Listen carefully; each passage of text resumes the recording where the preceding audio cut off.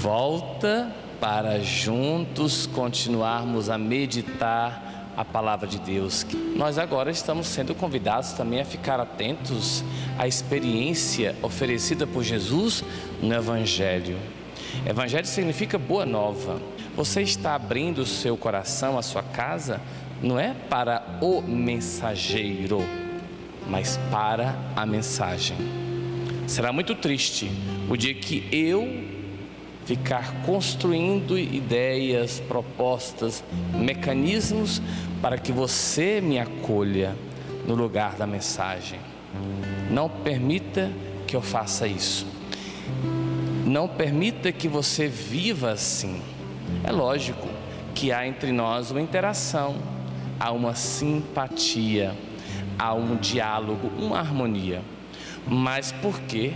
O que nos unifica não é o meu modo de ser, de agir, ou a sua atenção e gentileza, mas o que nos unifica, apesar de sermos diferentes, é a mensagem de Jesus. O Senhor esteja convosco. Ele está no meio de nós. Proclamação do Evangelho de Jesus Cristo segundo Marcos. Glória a vós, Senhor. Naquele tempo, veio Jesus à cidade de Nazaré, onde se tinha criado. Conforme seu costume, entrou na sinagoga no sábado e levantou-se para fazer a leitura. Deram-lhe o livro do profeta Isaías. Abrindo o livro, Jesus achou a passagem em que está escrito: O Espírito do Senhor está sobre mim, porque Ele me consagrou com a unção para anunciar a boa nova aos pobres. Enviou-me para proclamar a libertação aos cativos e aos cegos, a recuperação da vista, para libertar os oprimidos e para proclamar um ano da graça do Senhor. Depois fechou o livro, entregou-o ao ajudante e sentou-se. Todos os que estavam na sinagoga tinham os olhos fixos nele. Então começou a dizer-lhe: Hoje se cumpriu essa passagem da Escritura que acabaste de ouvir. Todos davam testemunho a seu respeito, admirados com as palavras cheias de encanto que saiu da sua boca, e diziam: Não é este o filho de José? Jesus, porém, disse: Sem dúvida, vós me repetireis o provérbio: Médico, cura-te a ti mesmo. Faze também aqui em tua terra tudo o que ouvimos dizer que fizeste em Cafarnaum. E acrescentou: Em verdade eu vos digo que nenhum profeta é bem recebido em sua pátria. De fato eu vos digo, no tempo do profeta Elias, quando não choveu durante 3 anos e 6 meses, e houve grande fome em toda a região, havia muitas viúvas em Israel. No entanto, a nenhuma delas foi enviado Elias, senão a uma viúva que vivia em Sarepta, na Sidônia. E no tempo do profeta Eliseu havia muitos leprosos em Israel. Contudo, nenhum deles foi curado, mas sim Naamã, o sírio. Quando ouviram essas palavras de Jesus, todos na sinagoga ficaram furiosos. Levantaram-se e o expulsaram da cidade. Levaram-no até o alto do monte sobre o qual a cidade estava construída, com a intenção de lançá-lo no precipício. Jesus, porém, passando pelo meio deles, continuou o seu caminho. Palavra da salvação. Glória a vós, Senhor. Esse trecho do Evangelho é algo fundamental porque marca o início da vida pública de Jesus.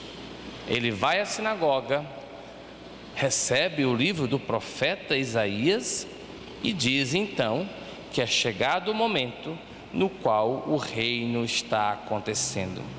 Acontece como que também uma cena litúrgica. Depois que ele lê, ele fecha o livro, entrega ao ajudante.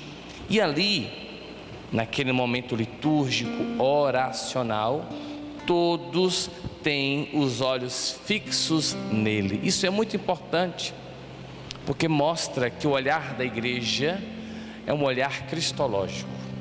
Podemos amar santo tal, santa tal. Podemos fazer atos de caridade aqui ou acolá, mas o nosso olhar, a nossa atenção, o nosso pulsar deve ser Cristo Jesus. Ele é o sentido da nossa paixão. Dias atrás tivemos a formação permanente do clero da Arquidiocese de Teresina. Em determinado momento, fazendo sua leitura, o nosso querido amigo Padre Amadeu Matias parou um instante e disse: sim, ele é o motivo da minha paixão. Ou seja, um homem com uma idade já bem madura, mais de 50 anos de vida, quase 30 e tantos anos de ministério presbiteral, não perdeu sua paixão pelo Senhor. Isso é fantástico. Ou seja, temos que insistentemente ter os olhos fixos no Senhor. E Ele está sentado, porque Ele é o Mestre. E Ele tem a palavra certa para cada um de nós, mesmo quando os seus ficam surpresos. Não é filho de José, não é de uma linhagem de carpinteiros, como pode agora na sinagoga falar tantas coisas bonitas e necessárias. Diante de tudo aquilo, diante da demonstração de que Deus tem sua liberdade, que Ele não segue as maquinações humanas, Ele não segue a arquitetura que muitas vezes nós construímos, mas Ele é livre ao ponto de ir para Sarepta, ao ponto de ir para Naamã, e não para aquelas que eles queriam. Jesus, mostrando a liberdade de Deus, faz com que eles ficassem enfurecidos, ao ponto de querer lançá-lo no abismo. Interessante, tinham os olhos fixos no Senhor, estavam admirados com sua palavra, mas bastou apenas contrariar alguma coisa da sua lógica interesseira, que desejaram matá-lo, lançá-lo no abismo. Olha o que Jesus faz diante de situações difíceis, diante de problemas. Jesus nos mostra que é preciso ter sensatez, equilíbrio e paciência. O que Ele faz? Ele sai, passa pelo meio deles e continua o seu caminho. Levanta a tua cabeça, enfrenta os problemas.